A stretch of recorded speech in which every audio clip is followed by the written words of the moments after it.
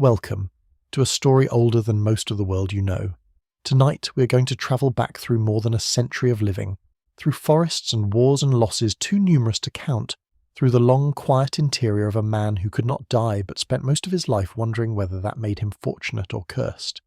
This is the story of Wolverine, of Logan, of James Howlett, of a person who has carried so many names because no single one of them has ever been quite enough to contain everything he is. So settle in, let your breathing slow, and allow the weight of the day to dissolve into the darkness around you. There is no hurry here. This story has been waiting a very long time to be told, and it will not rush itself for anyone. Let the long memory carry you gently forward, the way a river carries a leaf, without effort, without resistance, with nothing required of you at all except the willingness to drift. There is a particular quality to the light in the Canadian countryside at the end of the 19th century, a kind of grey-gold softness that settles over the land in the early morning, and again in the last hour before dark, when the birch trees along the field edges seem to hold the light inside themselves for a moment, before releasing it entirely to the coming night. It was into this world, this quiet and particular world of cold mornings and long winters, and the smell of wood smoke moving through still air, that a boy named James Howlett was born sometime in the 1880s in the province of Ontario into a family of considerable wealth and very little warmth. The Howlett estate was a large and handsome property, the kind of place that conveyed prosperity through its proportions alone, through the width of its front steps and the height of its ceilings, and the number of rooms that existed for no practical purpose beyond demonstrating that they could. John Howlett, the patriarch, was a man of business and reserve, not a cruel man, but a distant one, the kind of father who expressed love through provision rather than presence, who measured his affection in the quality of the roof over his family's heads and the food on their table rather than in conversation or tenderness, or the simple act of sitting beside his son without needing anything from the encounter. He was not unusual in this for his time and class. He was simply the kind of man that his era produced in abundance, shaped by expectations that had no language for softness in a man of standing. Elizabeth Howlett was a different kind of difficulty. She was a woman of genuine beauty and original intelligence who had, over the years of her marriage, retreated into a fragility that those around her managed with careful, exhausted attention.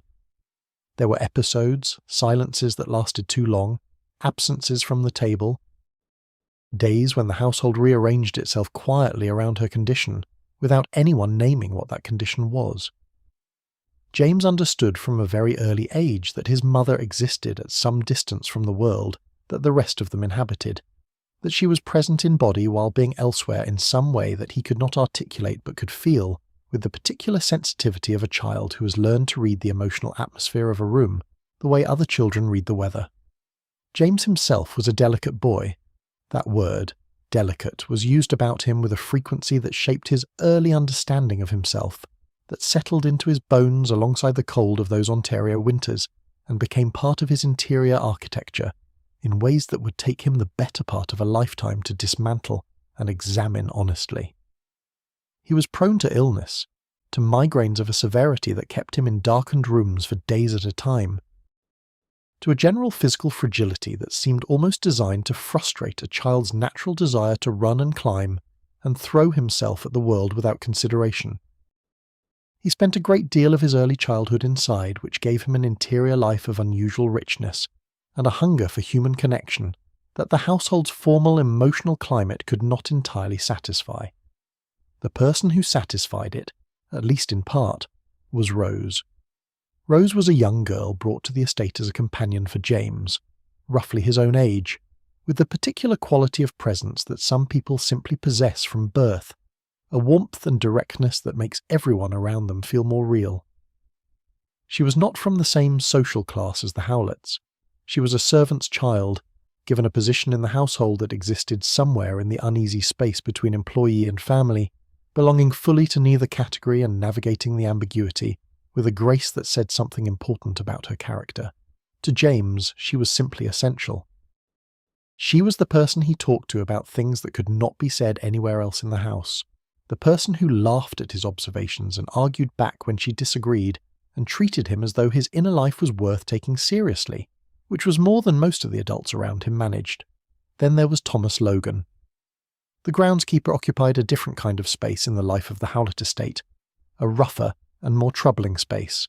He was a broad and weathered man with a temper that the other staff members navigated carefully, a man who had come from somewhere harder than the Howlett property, and who had never fully concealed the hardness that place had built into him. He drank.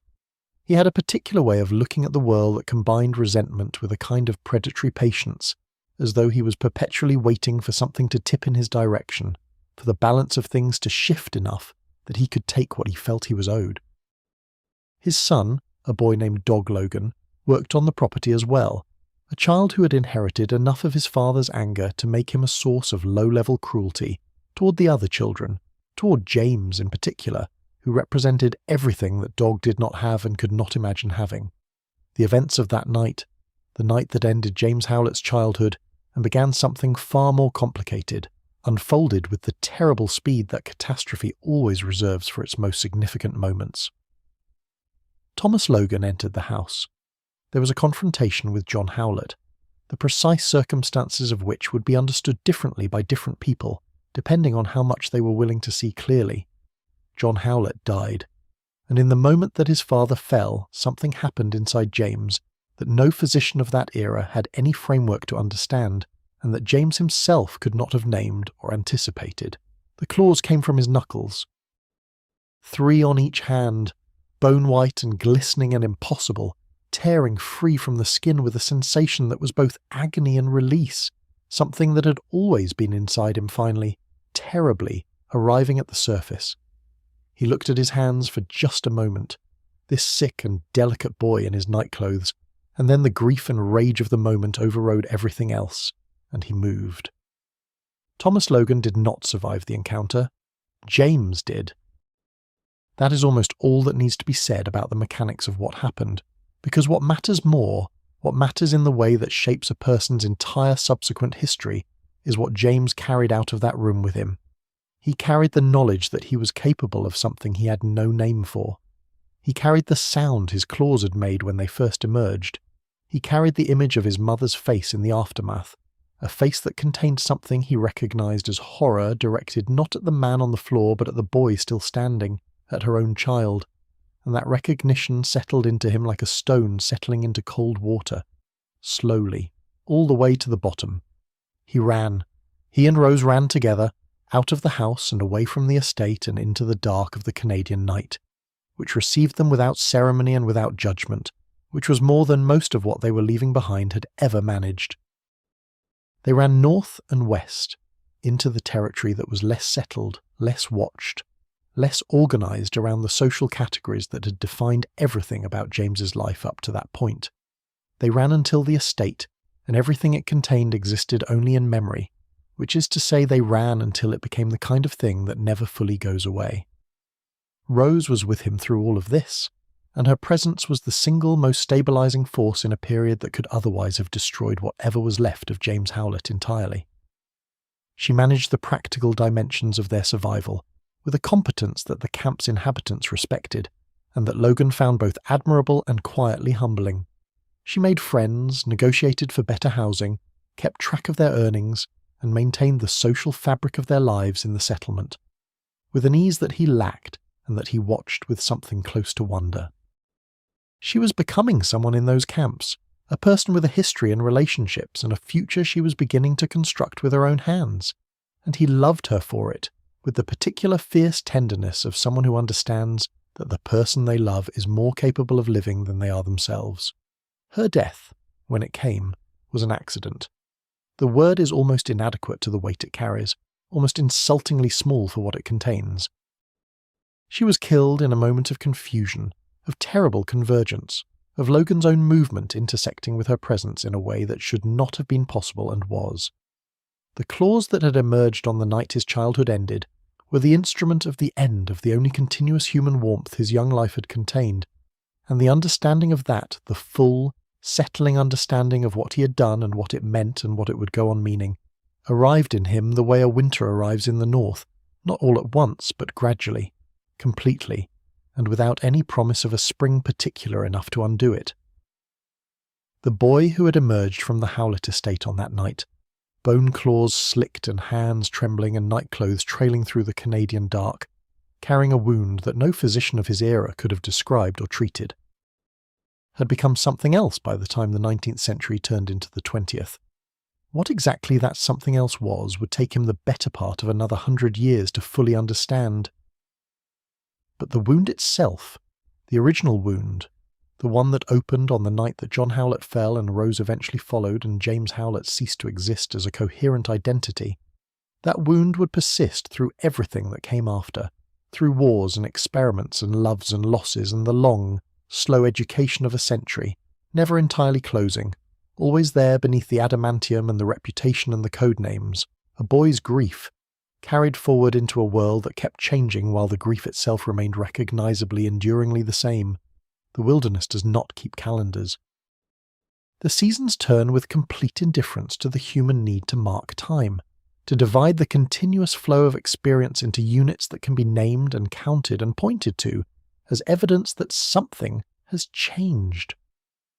Logan learned this in the years after Rose's death, in the deep forests of the north where the only reliable measurements of time's passage were the thickening and thinning of the snow, the arrival and departure of particular birds, the slow growth of trees that were already old when he came to live among them. He learned to exist within that timelessness rather than fighting it, to let the days accumulate without insisting that they add up to anything in particular,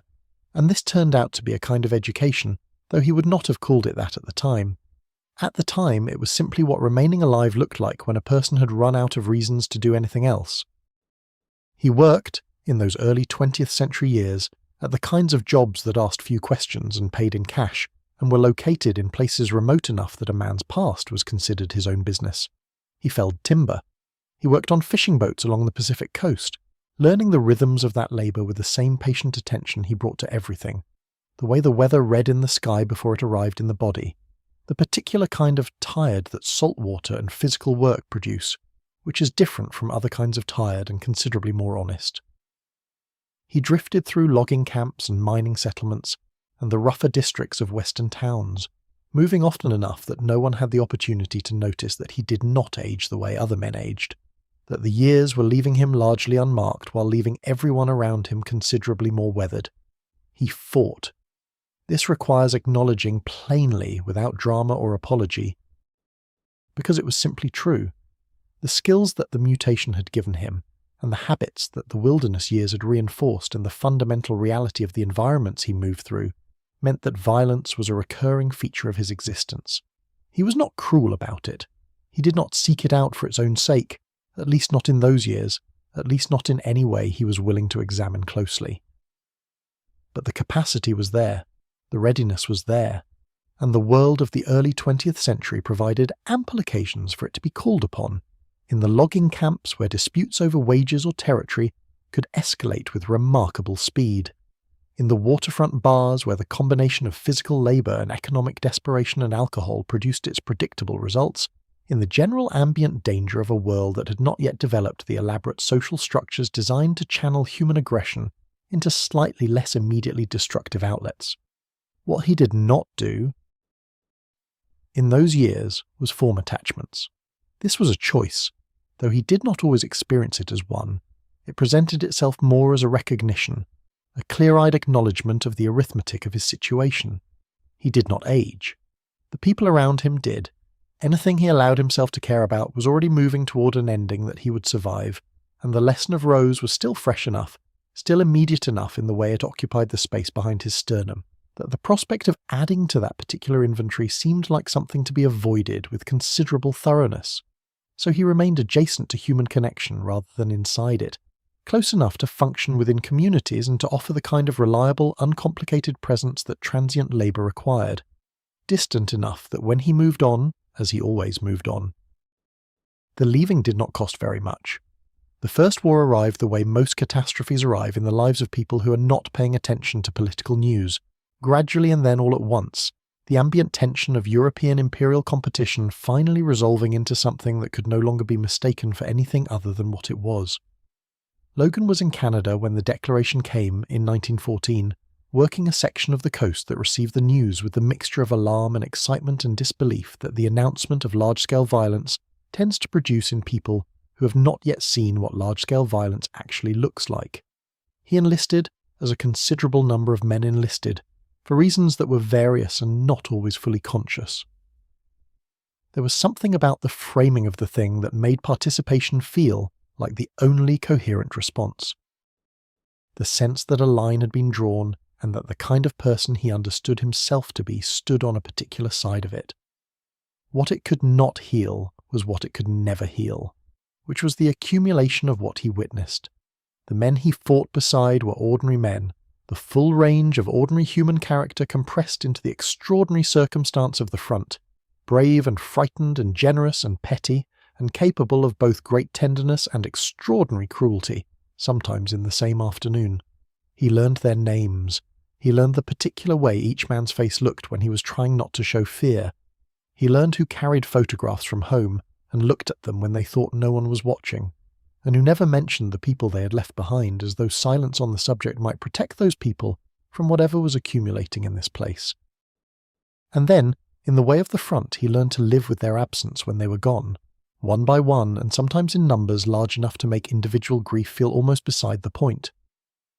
His own survival was a source of unease that he managed with characteristic silence.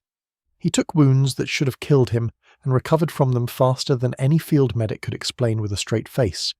and he learned to manage this by ensuring that the recovery happened out of sight when possible, and by cultivating the useful reputation of being simply extraordinarily difficult to kill, which was true enough to serve as a sufficient explanation for the men who needed one. The officers who noticed tended to note it as a useful asset and move on.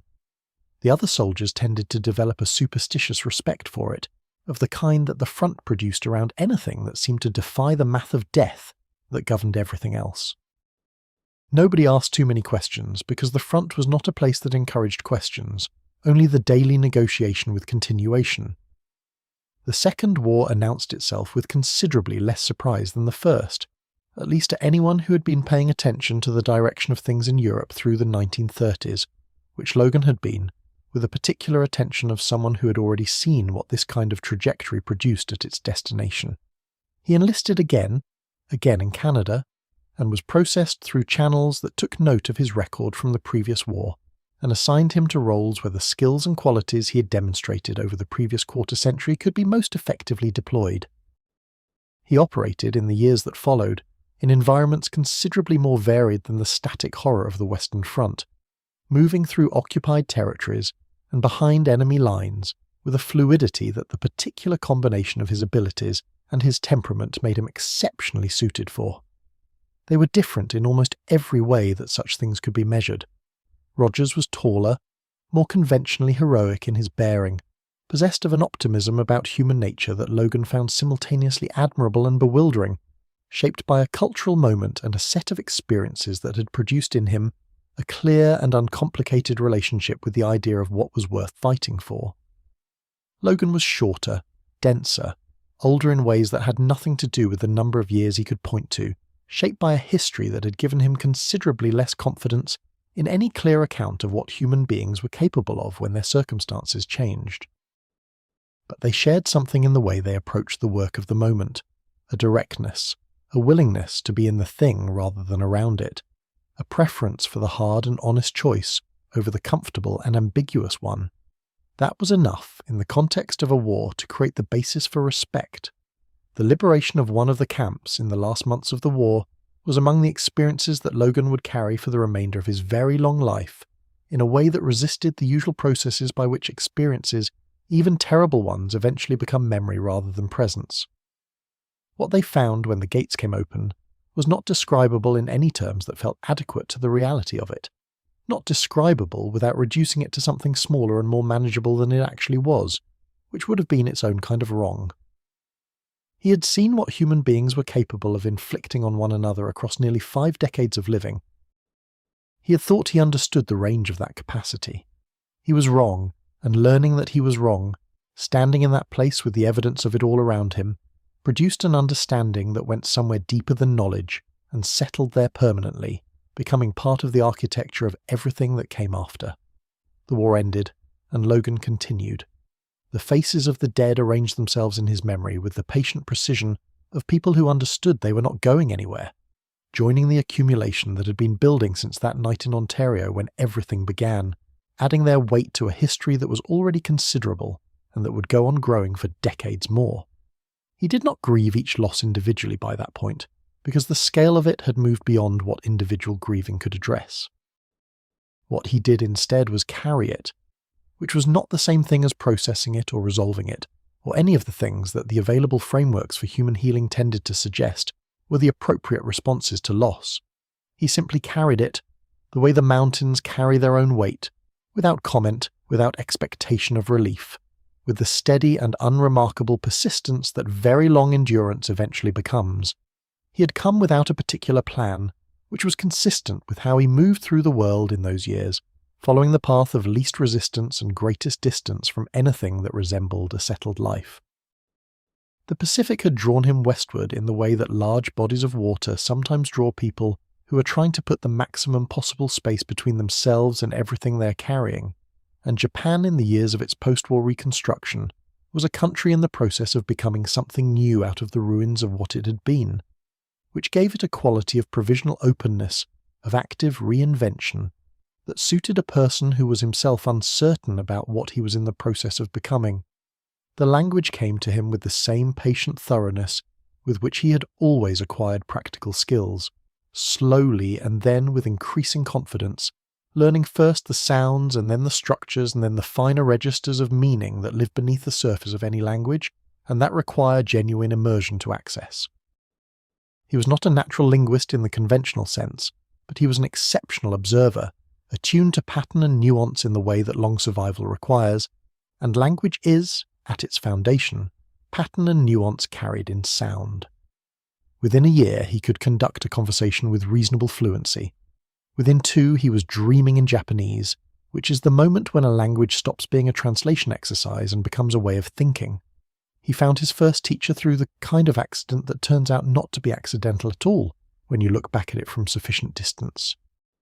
A dispute in a working-class neighbourhood of the city, a situation where 3 men were doing something to a 4th man that the 4th man had not invited and could not prevent, and Logan's involvement, which was brief and decisive, and left the 3 men reconsidering their choices from the ground. The 4th man, who turned out to be a practitioner of one of the older martial disciplines, observed Logan's movement with the professional attention of someone who makes their living studying how bodies move in conflict, and what he saw interested him enough that he extended an invitation rather than simply a thank you. The work was considerable. His body adapted to the formal training with a speed that impressed his teacher, and that Logan was careful not to allow to become too conspicuous, moderating his visible improvement to a rate that could be explained by dedication and natural aptitude rather than by the biological realities of his situation. The principles were harder to acquire than the physical techniques because they required a genuine reorganization of his understanding of what he was doing when he fought and why. The idea that violence was not a release but a responsibility, not an expression of power but a last resort available only after all other options had been genuinely exhausted, not something to be indulged or celebrated, but something to be managed with the same careful precision one brought to any other serious undertaking. These ideas arrived at Logan not as abstract philosophy, but as practical instruction that had immediate implications for how he moved through the world. It was through these circles of practice and study that he first encountered the world of the Yoshida clan, and through that world that he first encountered Mariko. The Yoshida family occupied a position in Japanese society that had no precise equivalent in the Western social structures Logan had grown up adjacent to. They were old money in the deepest sense, connected to a history that predated by centuries the kind of wealth and standing that the families Logan had known in his Canadian childhood considered established. The public face of the clan was one of honour and tradition, of a family that had maintained its integrity across generations of historical upheaval by adhering to a code that placed duty above comfort and reputation above convenience. The private reality, as Logan would come to understand it, was considerably more complicated, as the private realities of powerful families tend to be, the shadows that accumulate beneath the polished surfaces of dynasty. Mariko was the daughter of the clan's head, Shingen Yoshida, a man whose public presentation of impeccable honour concealed, as Logan would eventually discover, a considerably less honourable set of private arrangements. But it was Mariko he encountered first, before he understood anything about the world she came from, before the complications had announced themselves in a setting so ordinary that it would have seemed, to any observer, like precisely what it was. Two people introduced at a gathering, exchanging the courtesies that such occasions require, with nothing to indicate that the exchange would matter beyond the evening. He thought about it longer than the social occasion technically warranted, and she waited without any of the impatience that such a pause usually generates in people who ask questions as a social performance rather than as a genuine inquiry. He told her eventually, honestly, about the light in the northern forests at a particular hour. About the way certain kinds of silence had a texture that changed depending on the season. About the first time he had walked through one of the older gardens of the city and felt something in the arrangement of stone and moss and water that he recognized without being able to name. She listened to all of it and then said, simply, that she thought he was someone who paid attention, and the way she said it made clear that she considered this a significant thing to be. What developed between them over the following months was slow and careful on both sides, which was partly temperament and partly circumstance, and partly the genuine mutual respect of two people who understood that what they were building was worth taking seriously. They met in the margins of the social world they each moved through, in tea houses and gardens and the quiet spaces between formal occasions, talking about things that the formal occasions themselves did not leave room for. He told her more of his history than he had told anyone in decades. Not everything, not the parts that required explanations he was not yet ready to offer, but enough, and she received what he offered with the same quality of attention she brought to everything, without alarm and without the kind of fascinated horror that such a history sometimes produced in people who encountered it for the first time. Shingen Yoshida watched the developing relationship between his daughter and this foreigner with an assessment that was always visible beneath the courteous surface of their interactions. He was a man who understood power with the thorough fluency of someone who had spent his entire life acquiring and maintaining it. And he read people primarily in terms of what they represented as assets or threats to the structures he had built and intended to preserve. Logan represented something he had not encountered before, which made him cautious, and caution in a man of Shingen's nature expressed itself as a particular quality of watchful hospitality, the kind that keeps its real calculations entirely out of sight while presenting an impeccable face of welcome. The criminal arrangements that underpinned the Yoshida clan's financial empire were not immediately visible to Logan, which was by design, and his discovery of them was gradual rather than sudden, arriving in pieces that took time to assemble into a complete picture. The connections to organized crime, the arrangements with elements of the underworld that the clan's legitimate business operations provided cover for, the distance between the honor that Shingen presented to the world and the methods he actually employed to maintain his position, all of this emerged over months of increasingly comprehensive understanding, and what it produced in Logan was not simple anger, but something more complex and more difficult to navigate. A grief for what Mariko had to exist within, combined with a recognition that the path forward was not going to be as uncomplicated as he might have wished. It was a question that did not have a clean answer, and Logan did not pretend that it did. What he had, instead of a clean answer, was a practice, a commitment to the principles that his teachers had given him, a daily and imperfect attempt to be someone who used what he was capable of in ways that he could stand behind when the immediate urgency had passed. That was not certainty. It was not the moral clarity that Rogers had seemed to carry with such ease. It was simply the best available approximation of integrity for a person with his particular history and his particular nature,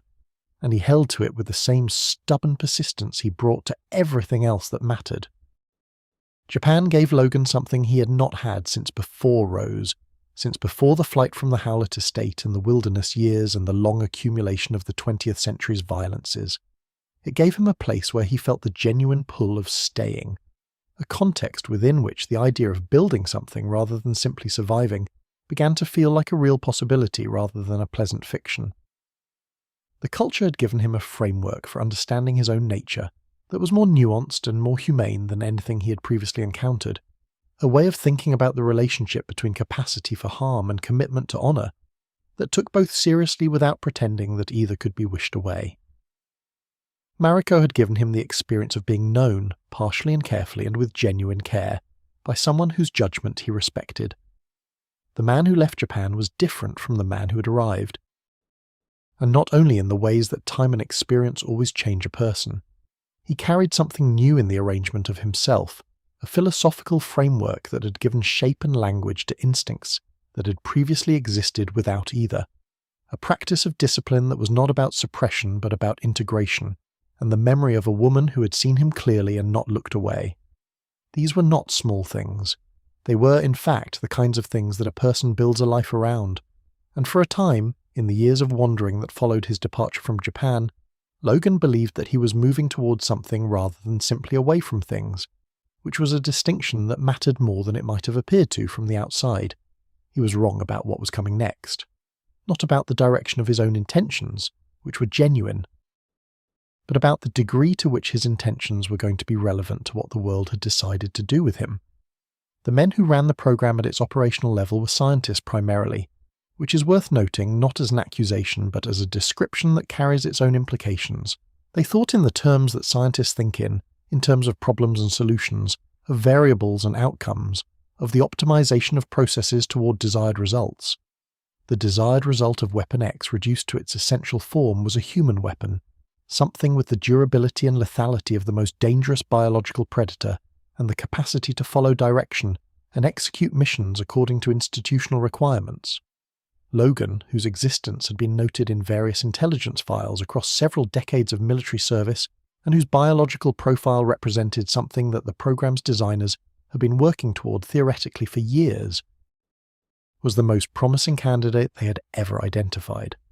The facility existed somewhere in the Canadian wilderness, in a landscape that bore a superficial resemblance to the country Logan had grown up in, which may or may not have been a coincidence in its selection.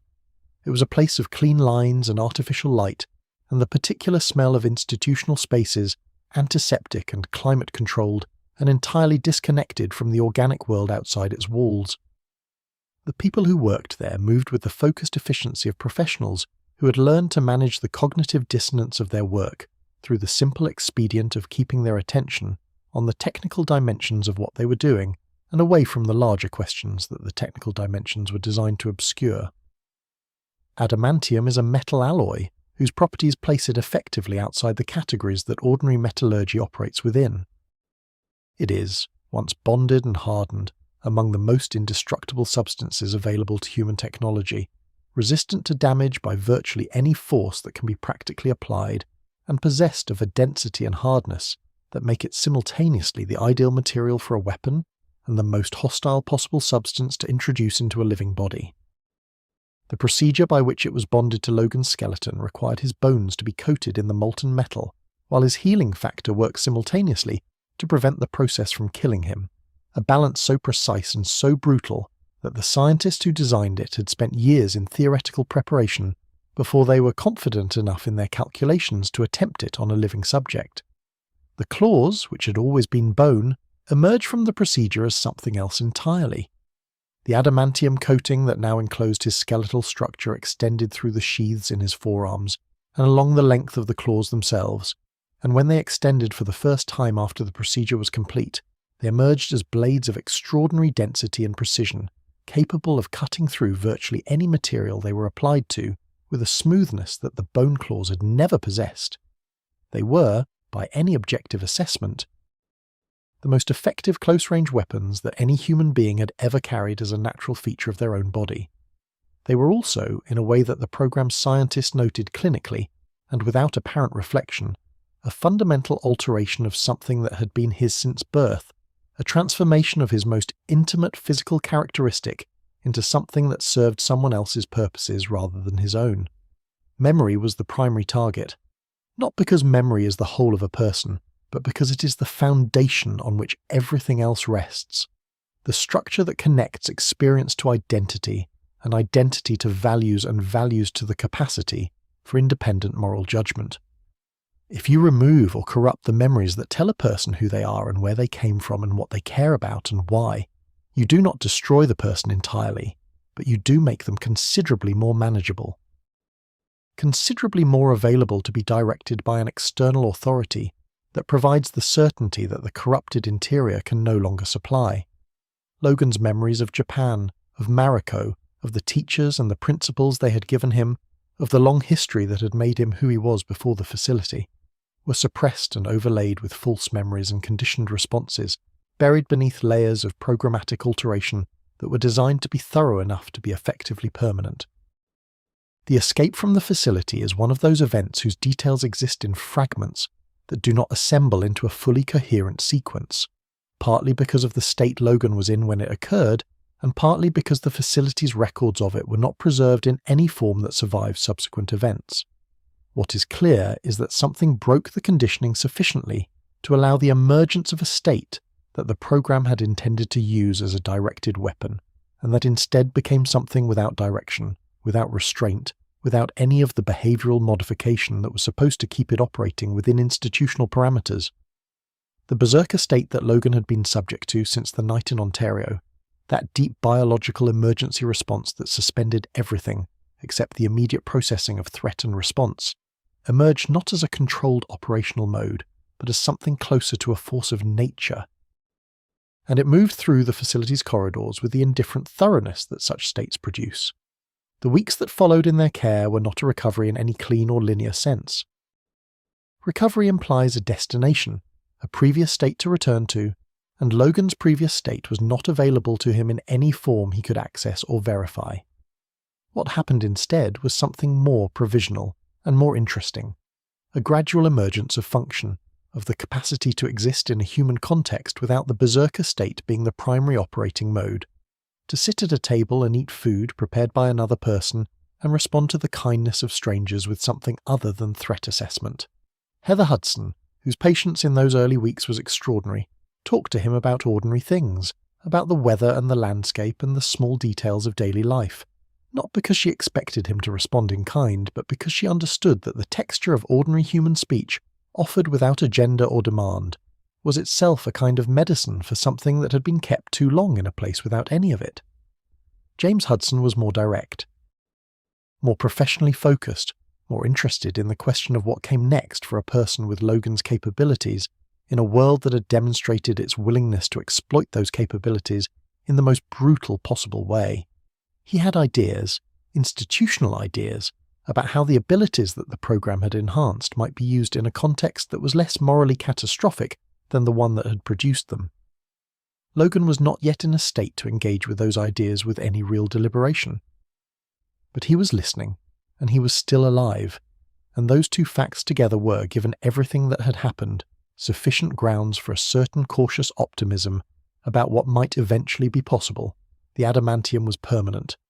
This was one of the first things he understood clearly in those early weeks of recovery, one of the first pieces of information that arrived at him, with the clean simplicity of a fact, rather than the confusion of everything else. The metal that the program had bonded to his skeleton was there for the duration, whatever the duration turned out to be, as much a part of him now as the bones it coated, as the claws it had transformed into something considerably more lethal than they had been before. He could not undo what had been done to his body. He could not recover the precise version of himself that had existed before the facility. What he could do, what he was beginning to understand might be the actual work available to him, was find out what kind of person could be constructed from what remained, from the fragments of memory and the persistent instincts and the disciplines that Japan had given him and that the conditioning had not fully reached, and whether that person was someone worth the effort of becoming. It was not a hopeful conclusion, exactly. But it was a starting point, which was more than he had had when Heather Hudson first sat across a table from him and talked about the snow. Department H existed within the broader architecture of Canadian government defence infrastructure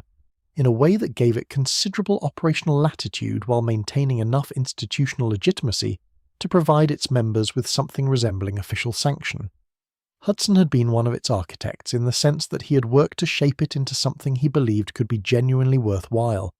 a program that took seriously the existence of individuals with extraordinary capabilities and asked what a responsible government owed such people, and what such people, in turn, might offer a country that was trying to navigate a world increasingly complicated by the presence of superhuman factors. It was an idealistic project in its foundations, and like most idealistic projects, it existed in constant tension with the more pragmatic and less philosophically careful institutional forces that surrounded it. Logan took the offer because the alternatives were more limited than they might have appeared. He could return to the wilderness, which remained available to him, as it had always been available to him, but the wilderness had given him everything it had to give in the years after Rose, and he understood that returning to it now would be a retreat rather than a choice, a closing rather than an opening. He could drift again, through the working world's margins, as he had drifted for decades before the program. But that path had led him to the facility in the first place, partly through his own accumulated visibility in military and intelligence records, and there was no reason to believe it would lead somewhere better the second time. The offer of structure, of a defined role within an institution that was at least attempting to be something he could respect, was not perfect. But it was present, and it was real, and Logan had learned enough about the value of what was present and real to take it seriously. The costume was a different kind of decision, more personal in its implications, more directly connected to the question of identity that the previous months had made so complicated. It was yellow and blue, the colours more vivid than anything Logan would have selected for himself through his own aesthetic sensibility, which tended toward the functional and the unobtrusive. The design was Hudson's work primarily, informed by the visual language of the emerging superhero tradition that was beginning to develop in the public consciousness of North America during those years, a tradition that Logan regarded with a mixture of skepticism and grudging acknowledgement that the symbolic dimension of such things was apparently not irrelevant to how people responded to them. He wore the costume without enthusiasm, and with the practical recognition that the institutional context he had agreed to operate within had its own requirements, and that this was one of them. The early missions that Department H assigned to Wolverine were calibrated to what Hudson understood of Logan's current psychological state, which was still considerably more fragile than Logan himself was inclined to acknowledge. They were operational without being overwhelming, situations that required the capabilities he possessed without demanding the kind of extended emotional engagement that might push beyond the limits of his still reconstituting interior stability. He was effective in these missions with a thoroughness that the program's evaluation systems noted and filed and used to generate increasingly complex subsequent assignments, and effectiveness was, in those early months, one of the few reliable sources of orientation available to him, a way of understanding himself through function when the more fundamental questions of identity remained unresolved. Hudson managed this tension with considerable skill, which was one of the things that maintained Logan's willingness to remain within the program through periods when the institutional bureaucracy pressed against his patience in ways that made the wilderness seem considerably more appealing. Hudson understood that Logan's directness was not insubordination in the conventional sense, but a form of integrity, a refusal to substitute institutional loyalty for the kind of personal moral judgment that had been hard-won across decades of experience, and he valued it even when it created administrative complications, because he understood that an operative who would follow any direction regardless of its moral content was not actually what Department H was supposed to be building. What he discovered, more slowly than the program's administrators might have wished, but with a thoroughness that eventually made it real rather than performed, was that belonging to a team offered something that solitary operation could not provide, which was the experience of being known within a context of shared purpose. The other members of Alpha Flight saw him function under pressure, watched him make decisions and bear their consequences, observed the gap between the reputation his capabilities had built and the person who actually inhabited those capabilities, and formed their own assessments based on that direct knowledge rather than on the accumulated mythology that his history had generated around him. This was, in its quiet way, valuable. It was the beginning of a lesson that would take him years to fully absorb, about the difference between being near people and belonging to them. The mission that brought him into contact with Charles Xavier and the X-Men unfolded in the province of Quebec, in circumstances that required Department H to deploy its most capable operative in response to a situation that had moved beyond the scope of ordinary institutional management. The details of the conflict are less important than the encounter it produced, which was Logan's first experience of a different kind of institutional vision, a different answer to the question of what an organization built around people with extraordinary capabilities could be trying to accomplish. Xavier he encountered at the periphery of the conflict, which was consistent with how Xavier tended to operate, as an intelligence and direction rather than a direct combatant,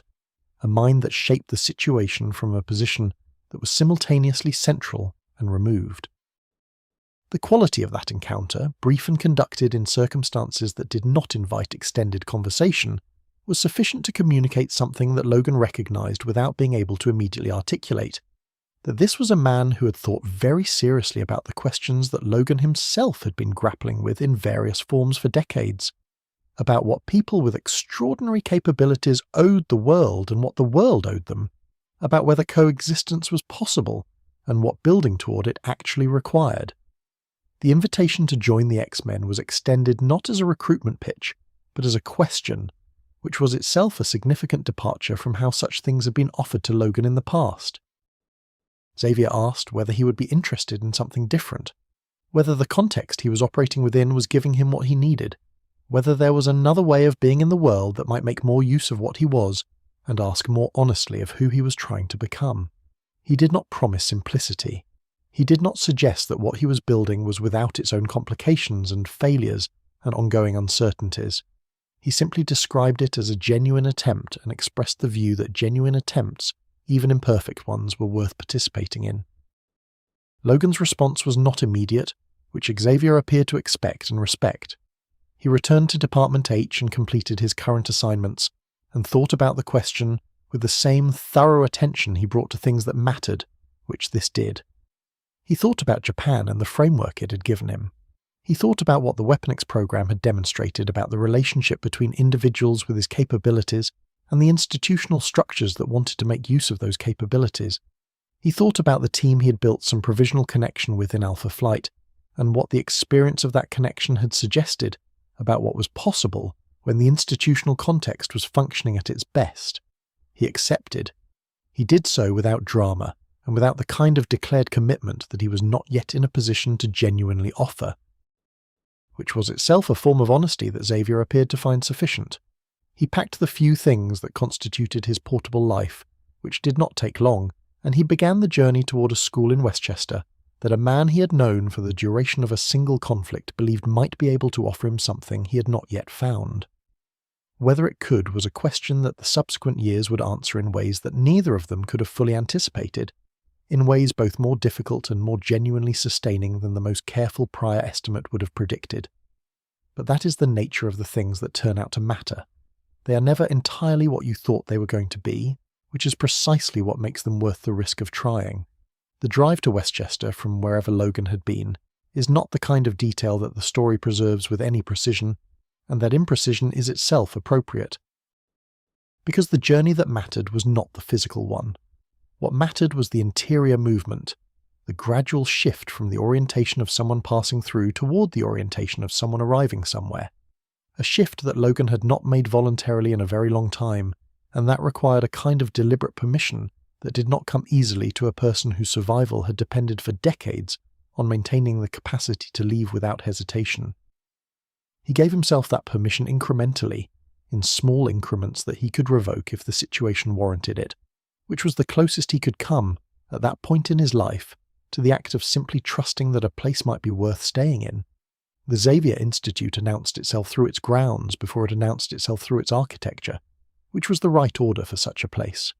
The land was generous and old, the kind of property that had accumulated character across generations of use. The trees mature enough to create a genuine sense of enclosure and shelter. The pathways worn into the grass in patterns that revealed decades of habitual movement between the buildings and the gardens and the spaces that the people living there had found worth returning to. It was not what Logan had expected, though he would have been hard-pressed to articulate precisely what he had expected. Something more institutional, perhaps, more deliberately official in its presentation, more self-consciously serious about its own importance. What he found instead was a place that had the quality of a home that had grown large, which is a different thing entirely from an institution that has been designed to resemble a home. Xavier met him at the entrance with the same quality of attention that had characterized their first encounter in Quebec. That particular combination of genuine interest and careful respect that Logan had found unusual enough to notice. There was no ceremony to the greeting, no formal orientation or administrative processing, no suggestion that Logan's arrival was an occasion requiring any kind of marking beyond the simple acknowledgement of one person welcoming another into a space they cared about. This, too, was different from the institutional context Logan had previously inhabited, where arrivals were processed and documented and assigned to categories that determined what access and information and relationship would subsequently be available. Xavier simply showed him around, talked about the place and the people in it with the ease of someone for whom both were deeply familiar and genuinely loved, and left him to form his own impressions at his own pace. The X-Men he encountered in those first days were the new team that Xavier had assembled, people whose capabilities and personalities were as various as the experiences that had brought them to this place. Scott Summers he met first because Scott was the kind of person who presents himself first in any new configuration, who understands his role as the team's field leader not only as a tactical function, but as a social one, who takes seriously the responsibility of establishing the terms on which a new arrival will understand the team and its expectations. He was precise and organised, and possessed of a moral seriousness that Logan recognised and respected, even as the specific form that seriousness took in Scott struck him, from the first interaction, as something he was going to find consistently difficult to simply accept without contest. The difficulty between them was not personal in the ordinary sense of that word. It was philosophical, which is simultaneously more interesting and more resistant to simple resolution than the personal kind. Scott Summers understood the world through the lens of structure and discipline, and the carefully maintained chain of command that he believed was the only reliable way to ensure that a team of people with extraordinary capabilities could function effectively without causing the kind of damage that extraordinary capabilities, poorly directed, were capable of causing. He was not wrong about this, exactly. The history that had produced his convictions was real, and the dangers he was trying to manage were genuine, but his approach to managing them left very little room for the kind of individual judgment and moral improvisation that Logan's own history had taught him was not only inevitable but often necessary, and the gap between those two orientations was wide enough and deep enough to generate friction at regular intervals across their entire shared history. Logan did not initially try to resolve this friction, which was itself a form of maturity that his earlier self might not have managed. He recognized it as genuine disagreement between people of genuine conviction, rather than as a problem requiring immediate correction, and he allowed it to exist as what it was, a recurring negotiation between two different answers to the same fundamental question about how power should be managed and who should be trusted to make the decisions that power requires.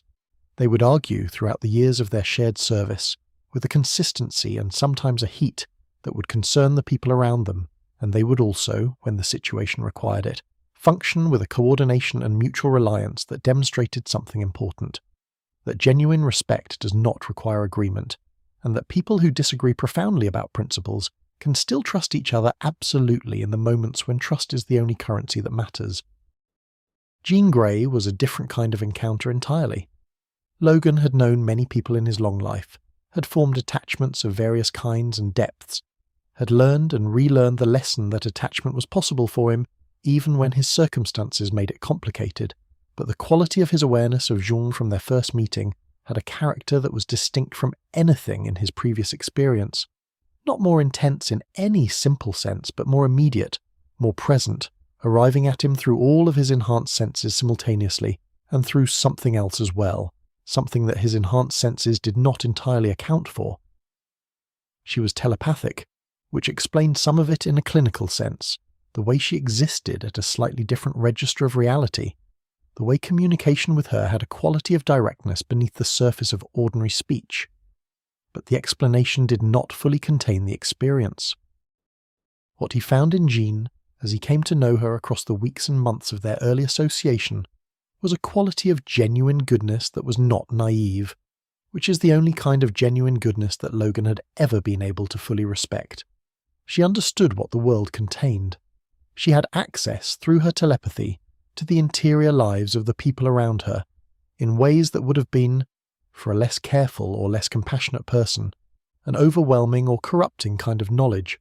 What she did with that knowledge was choose, consistently and with evident deliberateness, to extend understanding rather than judgment, to work from the most generous available interpretation of the people she encountered rather than from the more easily accessible, less generous ones. She was with Scott, and her love for him was real and clear and something Logan understood he was meant to respect, and he did respect it, from the beginning and without qualification, even as he carried his own feelings for her with the same quiet discipline that the Japanese teachers had spent years helping him develop toward the other difficult things that could not be resolved, but only managed with integrity. Xavier's dream, as Logan came to understand it through the weeks of settling into the Institute's life and rhythms, was more radical than its institutional form suggested at first glance. The school, the uniforms, the organizational structure with its hierarchy and its training protocols, all of this gave the project the appearance of something relatively conventional, a disciplined organization operating according to recognizable rules within a comprehensible framework. But the vision underneath it was something that Logan recognized, once he had absorbed enough of it to see its actual shape, as genuinely unprecedented in his experience. The belief that mutants and ordinary humans could share a world, without the relationship between them being organized around fear and control, that the differences which made mutual suspicion so easy and so natural were not obstacles to coexistence, but, properly understood, the very substance of what coexistence would be built from. Logan had encountered this vision with considerable skepticism.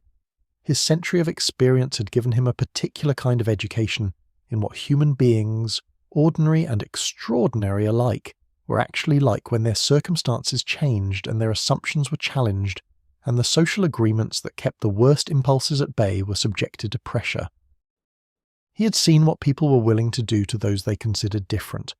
had been on the receiving end of institutional violence justified by exactly the kind of fear that Xavier was trying to address, and the optimism that Xavier brought to the project of changing that pattern struck him, in those early months, as beautiful in the way that things are beautiful when you understand they are unlikely to survive contact with the world as it actually is.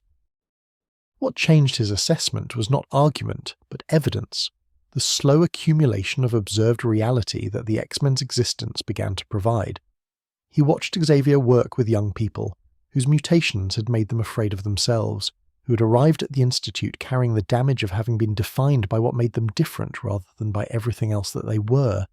and he watched what the environment Xavier had created did to and for those young people over time. The transformation was not dramatic or sudden. It was the kind of change that happens at the cellular level of a person's relationship with themselves, slow and steady, and visible primarily in retrospect, and it was real.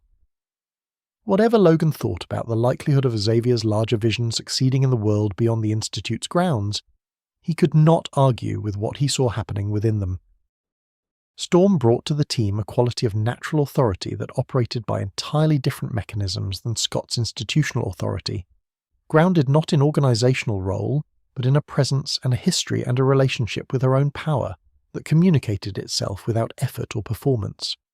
She'd grown up in circumstances that had given her a perspective on human resilience and adaptability that was different from that of the American members of the team, more rooted in the direct experience of what communities do to survive in difficult conditions, and this perspective informed everything about how she functioned within the team, the way she held space for difficulty without being undone by it, the way she managed her own extraordinary power with a combination of reverence and responsibility that Logan found deeply comprehensible. Nightcrawler arrived in Logan's experience as something close to a puzzle. A person whose appearance was so dramatically at odds with his interior character that the gap between them required genuine attention to understand. Kurt Wagner looked like what folklore would cast as a demon, and was in his actual nature one of the most genuinely joyful and spiritually serious people Logan had encountered in a very long time. His faith was not the kind that requires external validation, or that becomes defensive under pressure, but the kind that functions as a genuine source of orientation, a way of understanding what is happening and why it matters that does not depend on the outcome being favourable. He was, Logan came to understand, the person on the team who had worked most thoroughly through the question of how to love a world that had treated him most harshly, and the answer he had arrived at was not bitterness or distance, but a conscious and practiced choice of warmth that renewed itself daily. What Logan was learning through the accumulation of these relationships and the daily life of the Institute, and the missions that came with increasing frequency and complexity as the team found its rhythm, was something he had suspected in Japan and had been working toward in various ways ever since. That the solitude he had maintained for so long was not a natural condition, but a protective one, a response to loss that had calcified over time into something that felt like preference but was actually avoidance. The connections forming around him at the Xavier Institute, imperfect and complicated and asking things of him, that solitude did not ask, were genuinely sustaining in ways that the wilderness had not been, and the institutional contexts he had operated within had not been, and the recognition of this was not comfortable exactly, but it was honest, and honesty was the thing he had always been able to respect even when it was inconvenient.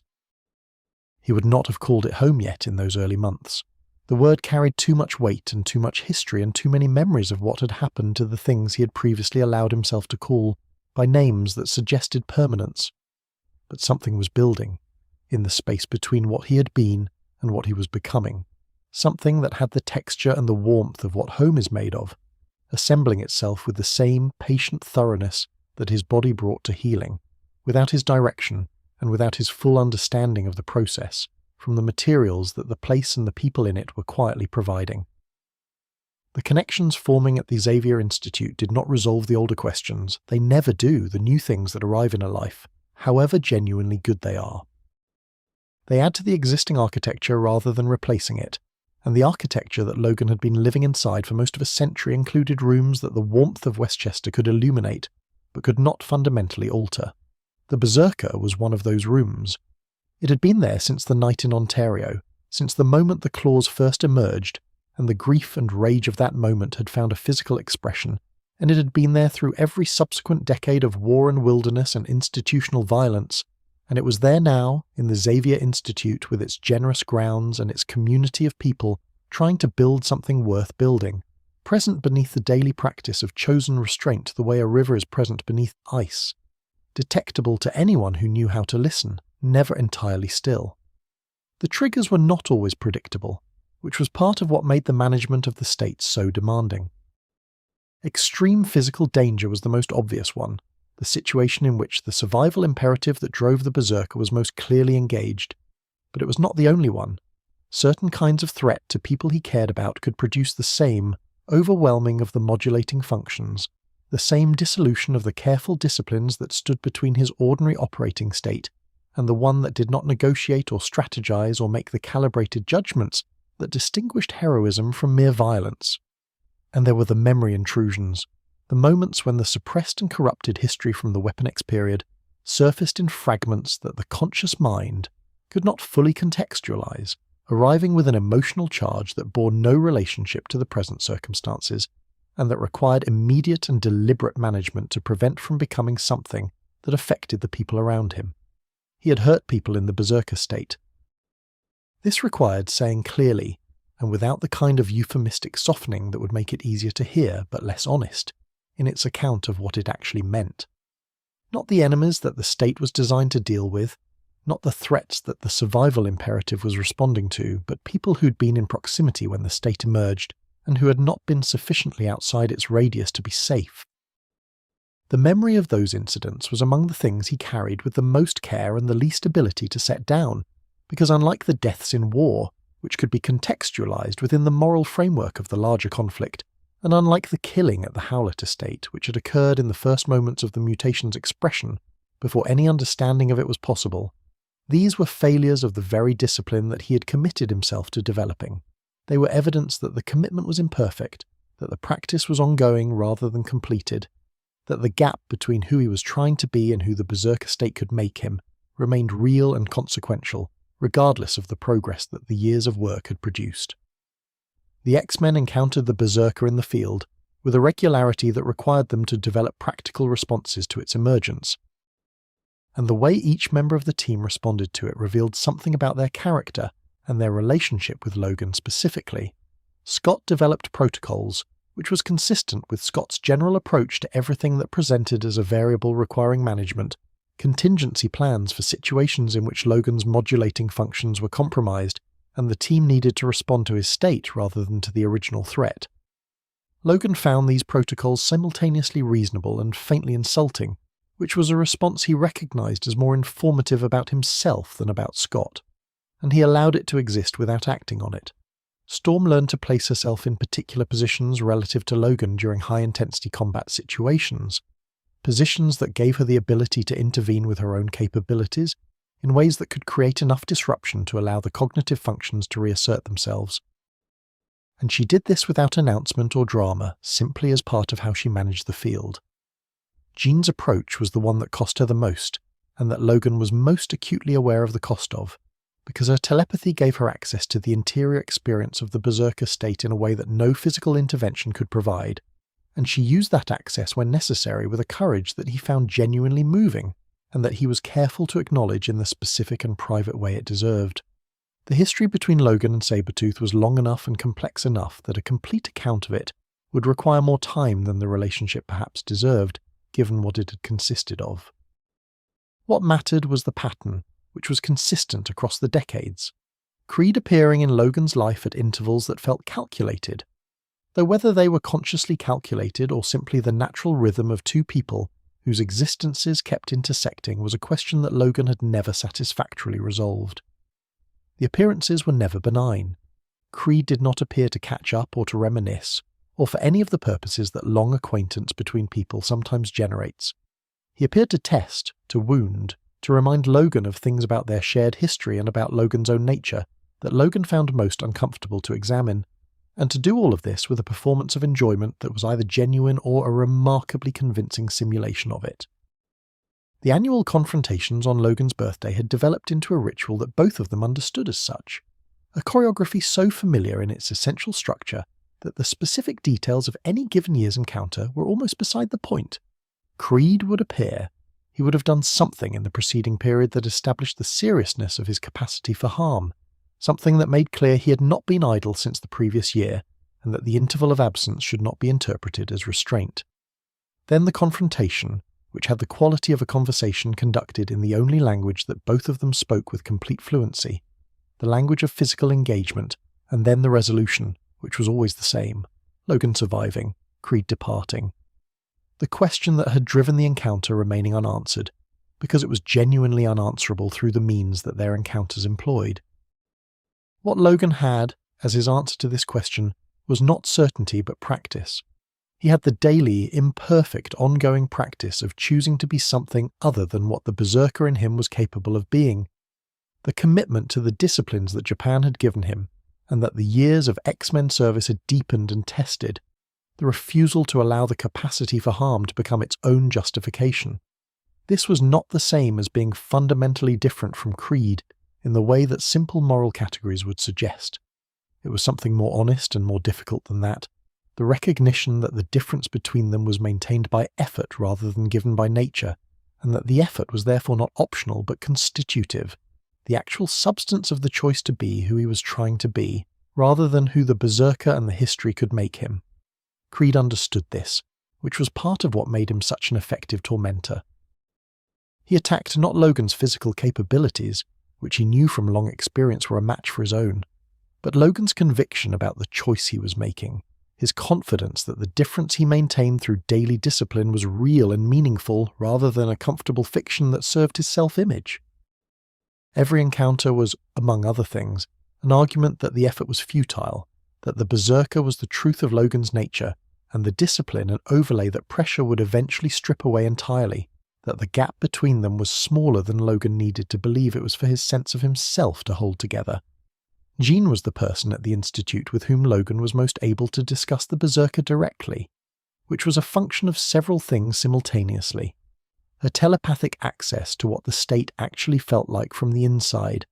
her professional understanding of psychological complexity that was free of the fear or fascination that the subject tended to produce in people without her training, and the specific quality of trust that had developed between them through years of shared danger and the particular form of care that Logan extended toward her and that she extended back. The conversations they had about it were not therapeutic in the formal sense, not organized around resolution or the achievement of a defined outcome, but they were honest in a way that conversations about such things rarely are. And the honesty had a value that was distinct from, and more durable than any resolution could have been. He thought about this for a long time after she said it, in the way that true things require long consideration, because they are rearranging something, and the rearrangement takes the time it takes. He thought about it during the early morning meditations and during the solitary hours in the grounds, and during the field operations when the berserker was closest to the surface, and the question of what he was fighting for and why was most immediately present. He did not arrive at a resolution that he could have stated in simple terms, but something shifted, in the gradual and cellular way that the most important shifts tend to happen. In the direction of allowing the belonging that was forming around him to be real rather than provisional, to matter rather than to be held at a careful distance that would make the eventual loss of it more survivable. He was present in the field, where their coordination had developed over years into something that operated below the level of conscious communication, each of them anticipating what the other needed before the need was articulated, each of them making the small and large adjustments that kept the other safer than either would have been alone. He was present in the Institute's ordinary life, in the conversations over coffee and the arguments about strategy, and the quiet hours when the team existed as a community rather than as a tactical unit. And in those hours, Jun's company was something he valued with a fullness that he did not disguise and did not amplify. Simply allowed to be what it was. He was present in the specific way that someone is present when they have decided to give what they have to give, without reservation about what they will receive in return, which is a form of love that is less visible than the kind that announces itself but no less real, and in some respects considerably more durable. Jean knew, he was certain of this, because Jean knew most things that happened in the emotional atmosphere around her, and because the quality of care she directed toward him was informed by an understanding of what he was carrying that went beyond what ordinary observation could have provided. She did not address it directly, which was its own form of care, a recognition that naming it explicitly would have required him to manage the named thing in ways that would have been more difficult than managing the unnamed one. She simply continued to be what she was to him. A friend and a colleague and someone whose opinion of him mattered in the specific and irreplaceable way that the opinions of people we love always matter, and she let that be enough, because she understood that for Logan, in the context of a life that had contained so much less than enough, it genuinely was. He stayed close to her through the transformation, as close as the situation allowed, which was sometimes very close and sometimes not close enough. There were periods when the Phoenix's influence was predominant, and the person Logan recognized as Jean was present only in fragments, moments when the cosmic power that had taken up residence in her displaced the particular quality of her attention, and her warmth, and her careful thoughtfulness, with something that was vast and ancient and entirely indifferent to the human scale of the relationships and commitments that had defined her life. In those moments, Logan's enhanced senses registered the difference with a precision that was its own kind of grief, the ability to detect, in the specific frequencies of her presence and the specific quality of what surrounded her, the degree to which what he recognized as Jean had been displaced by what had taken her over. The grief had a particular texture that distinguished it from his previous losses,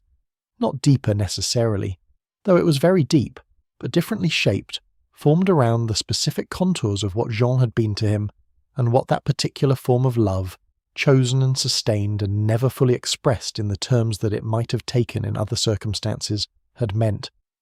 He had loved Mariko openly, and had been loved in return with the same openness. And the loss of that had been the loss of a future that had been visible and real, and in the process of being built. Jean was different. The love had existed within the constraints of what was possible given her choices, and his principles had been shaped by those constraints into something that was in some ways more interior and more private than most loves, and the loss of it carried the additional weight of everything that had never been said because it had not been appropriate to say it, and that now would never be said because the person who would have received it was gone. Scott's grief was immense and visible, and consumed him in ways that Logan observed with a complicated mixture of sympathy and the particular discomfort of someone who is also grieving the same person, and who understands that the two griefs are not the same grief, and that there is no social framework for managing the coexistence of them gracefully. He did not compete with Scott's grief or resent it or allow himself to express his own in ways that would have complicated Scott's experience of his. He simply carried his own separately, in the private way that his life had taught him to carry things, and he was present for Scott in the specific and limited ways that his relationship with Scott allowed, which were not nothing. This was simply true and required no qualification. Whatever the complications of the resurrections and whatever the philosophical difficulties of accounting for them, the experience of Jan being alive and present was better than the experience of Jan being gone, and he allowed himself that uncomplicated gladness without trying to make it more sophisticated than it was. But the grief did not retroactively unmake itself in the presence of the return, which is one of the things about grief that makes it such a stubborn inhabitant of the interior life.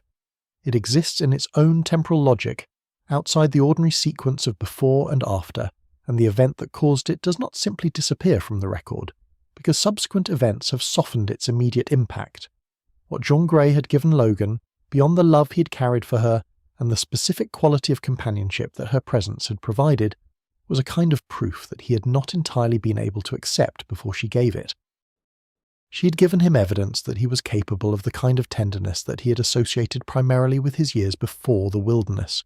before the long accumulation of the century's violences, before the Weapon X program had done what it had done to the architecture of his self.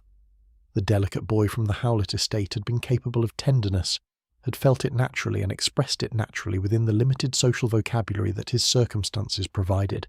And somewhere in the wilderness years and the war years and the institutional years, that capacity had seemed to him to have been lost along with everything else.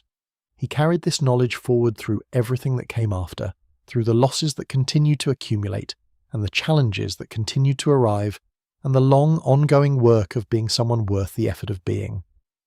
Jean Grey had been the person who showed him that the work was not futile, that there was something on the other side of the careful disciplines and the maintained principles and the daily practice of choosing to be more than what the berserker alone could make him. That knowledge was not a small thing. In the architecture of Logan's very long life, it was in fact among the most structural things there was. There is a rhythm to Logan's life that becomes visible only when you step back far enough to see its full pattern. The way the pattern in a piece of woven cloth becomes visible only when you move far enough from the loom to see the whole of it, rather than the individual threads. The rhythm is one of approach and withdrawal, of moving towards something and then pulling back from it, of allowing connection to form and then creating distance from it, not out of cruelty or indifference, but out of the deep biological caution of someone whose experience has taught him that the things he allows himself to need are the things that the world eventually takes from him. Jean had shown him that this caution was not as absolute as he had believed, that the interior resources existed to sustain connection even when connection carried risk, and the showing had been real and lasting. But showing a person something and changing the fundamental pattern of their behaviour are different operations. And the pattern persisted even as his understanding of it deepened, because patterns that have been maintained for decades do not dissolve in the presence of insight, however genuine that insight is.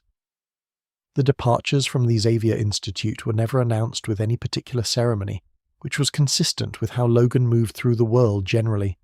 preferring the simple fact of absence to the social performance of farewell. He would be present, fully present in the way he had learned to be present during the Institute years, and then he would be gone, and the people who knew him well enough had learned to read the preceding days with the attention required to understand that a departure was coming, that something in the quality of his engagement with the daily life of the place had shifted in a direction that pointed toward the door.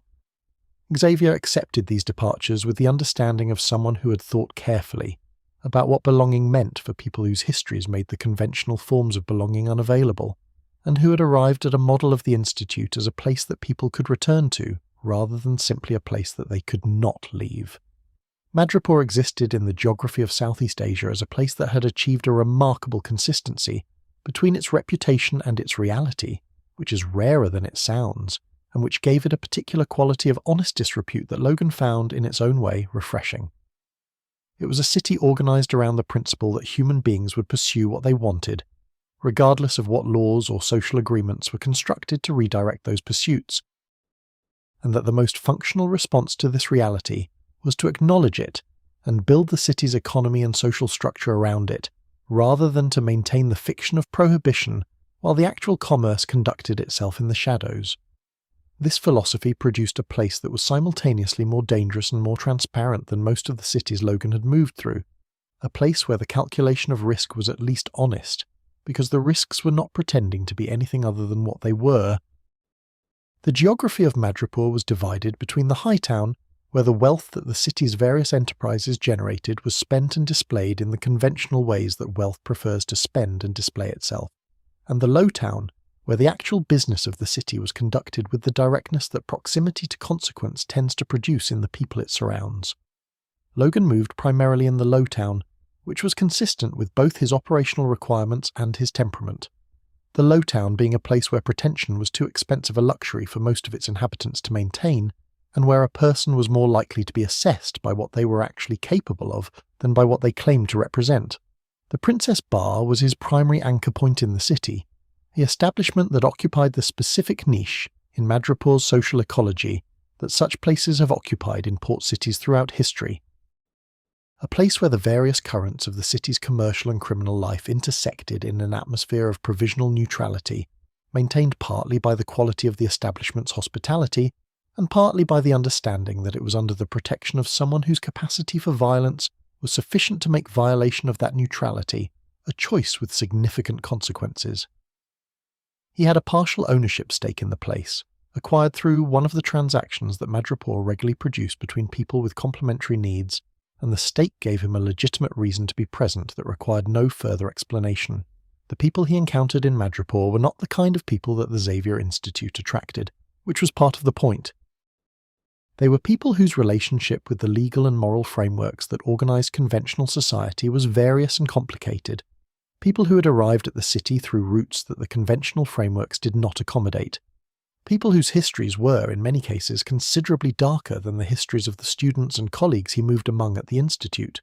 He did not pretend that this darkness was not there, or that his own presence in the same spaces implied anything simple about his moral position relative to theirs. He was in Madripoor because Madripoor required a particular kind of engagement with the world's complexity, and the engagement produced knowledge and capability that the Institute's more protected environment could not provide. The criminal underworld that Madripoor's economy was built around operated according to its own logic, a logic that Logan spent considerable time learning, with the same patient attention he brought to all the systems he needed to understand in order to function within them. He met a woman named Jesson Horn, who had become Tiger Shark, and whose story was one of the ones that Madripoor produced regularly. A person of genuine capability and original character, who'd been shaped by the city's particular combination of opportunity and violence into something that was simultaneously admirable and complicated, someone whose methods he could not endorse without qualification, but whose fundamental orientation toward the people she had decided to protect he recognized as real and as deserving of a respect that her context did not always make it easy to extend to her. Their relationship was built on exactly that kind of complicated respect, on the recognition that people are rarely simple, and that the same person can embody genuine care and genuine ruthlessness, without either quality cancelling the other. But the question remained, and he sat with it in the honest way that uncomfortable questions deserve, turning it over in the quiet hours and examining it from the angles that were most likely to reveal what he would have preferred not to see. Was the solitude chosen because it gave him something he genuinely needed? Or was it chosen because it protected him from the full weight of what belonging to the people at the Institute required? The distinction mattered, not for the purposes of producing a verdict that would change his behaviour immediately, but for the purposes of understanding himself with the accuracy that he had come to believe was the foundation of any genuine integrity. The pull that eventually brought him back to the Institute each time was not a single thing, but a convergence of things, which was appropriate given that belonging is never a single thing either. It was the recognition that the work he did at the Institute was genuinely important, and that his presence made a specific contribution that his absence diminished, which was a practical assessment rather than a sentimental one, and therefore more compelling to him than sentiment would have been. It was the awareness of specific people whose well-being he cared about in the direct and particular way that genuine attachment produces, not as a category, but as individuals whose faces and voices and specific qualities he carried with him through the Madripoor streets, with the same fidelity that he had always carried the faces of the people he had lost. And it was the gradual, reluctant, honest recognition that the freedom available in Madripoor, real as it was a lesser freedom than the one available in a place where he was known, and where what he was known as included the things he was proudest of rather than only the things that were most useful. He returned to the Institute each time without announcement, arriving in the same manner that he left, through the simple fact of presence replacing absence, the empty chair at the table becoming occupied again. Xavier never made an occasion of the return which Logan appreciated more than he ever said, and more than Xavier probably required him to say, given that Xavier generally understood what people appreciated whether they said it or not. The other team members received him back into the daily life of the place, with the ease of people who had learned that his departures were part of the pattern, and that the pattern included return, that the belonging he maintained with them was genuine even if its expression was intermittent,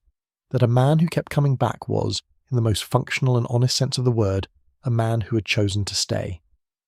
And so, we come to rest, at the end of a very long road through a very long life, in the quiet that has always been available on the other side of everything that Logan has carried and survived and chosen and lost and found again. The themes that his story leaves us with are not complicated ones, though the life that produced them was. They are the oldest themes, the ones that every human life circles back to eventually, that endurance without tenderness is only half a life, that the capacity for harm and the commitment to care are not opposites but companions, that the people we choose and who choose us in return are the truest measure of who we have been. Let those themes settle into you now, like snow settling into old ground, quietly and completely, without effort or resistance. You have travelled far tonight through forests and wars and the long interior country of a man who could not easily die, but had to learn, slowly and at great cost, how to truly live. Let the adamantium rest. Let the claws retract. Let the sentry fold gently into darkness. You are safe. The long watch is over for tonight. Sleep now and let the quiet take you, as the old forests take the winter, completely and without fear.